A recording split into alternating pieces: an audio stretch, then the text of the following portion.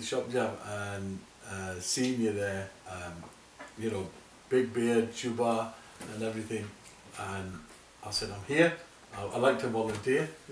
And I remember clearly saying, you looked at me and think, what's this guy, is he serious? At that time, I mean, there wasn't a culture of volunteering in Islamic Relief, or Muslims in general.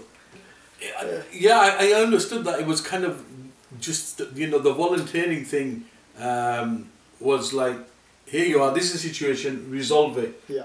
You had a truck coming every week and you were doing it on your own. You had to fill, you know, an Arctic lorry full of clothes.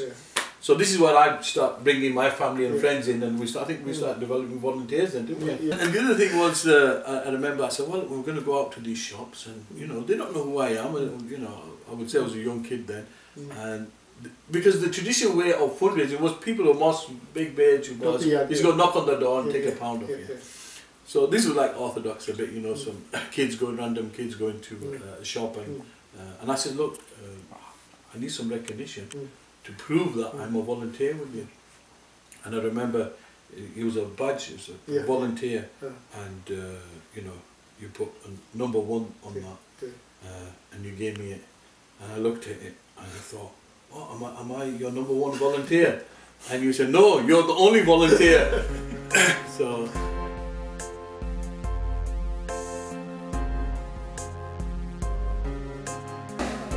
And at that time, we thought of a penny project put into all the local shops and local businesses. That way we were engaging the community, and you know, to try and build relationships with the community to get them involved, because it was something that had to be done to try and raise more money for Islamic Relief to help people all around the world. There was just a handful of volunteers at that time. Friends, actually, we were all friends, we got together, we thought, right, we need to fundraise, what can we do?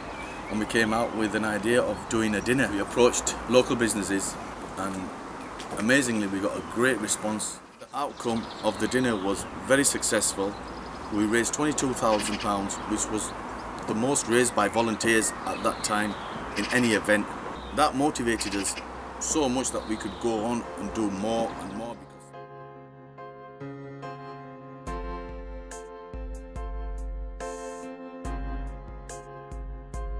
For me, it was about, you know, helping a worthy cause, and that's exactly what it was about. But moving forward with it, you know, it was more than that. It becomes something that I found self-satisfying. It's more than anything else. The infrastructure, the heads who were there, they made me feel like I was part of the family.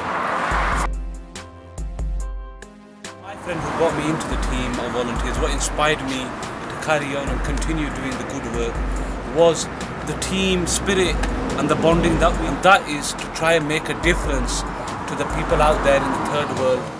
Everyone who is involved or wants to be involved is involved wholeheartedly and is willing to do whatever it takes, whether that's right at the bottom from grassroots or right at the top where duties are being delegated. Okay, one thing I wasn't inspired by the volunteers putting so much time and commitment, and yet because I always thought that, look, I was so committed to my own business and didn't have enough time, but when I looked at some of these volunteers who were doing an amazing job taking time out, and I thought if they can take the time out, so can I. For me, motivating other sisters is really important, and mashallah, what I find with fundraising events is the women take the lead and they're very passionate, and there are many aunties, you know, especially my own family, take a passionate lead on making a difference. One of the sayings of the Prophet Muhammad, peace be upon him, comes to mind is whoever cares for an orphan will be with me in paradise. And he put his 2 fingers like this, and I thought to myself, well, surely I want to be with the Prophet Muhammad on the Day of Judgment.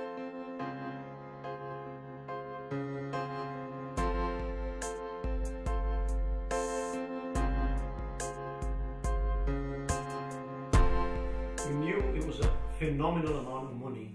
Now, the challenge was not just the amount, but we had to raise it as quickly as we possibly could.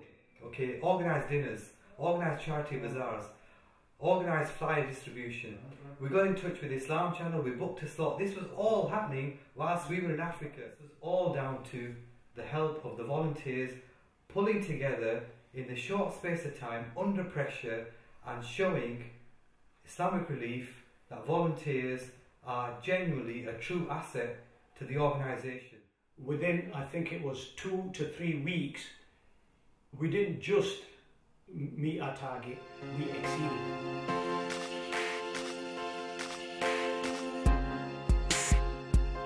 There is no life without water. Water is for life.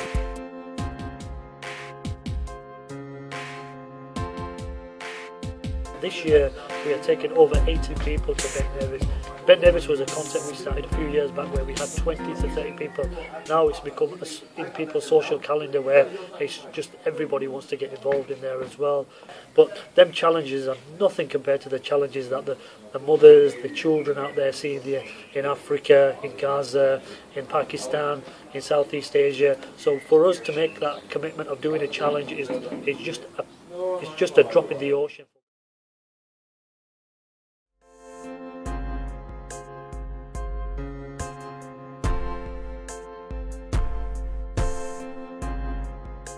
We wanted to take on 4 villages at £250,000 each, which was £1 million, and a complete village, you know, the whole infrastructure was going to be built.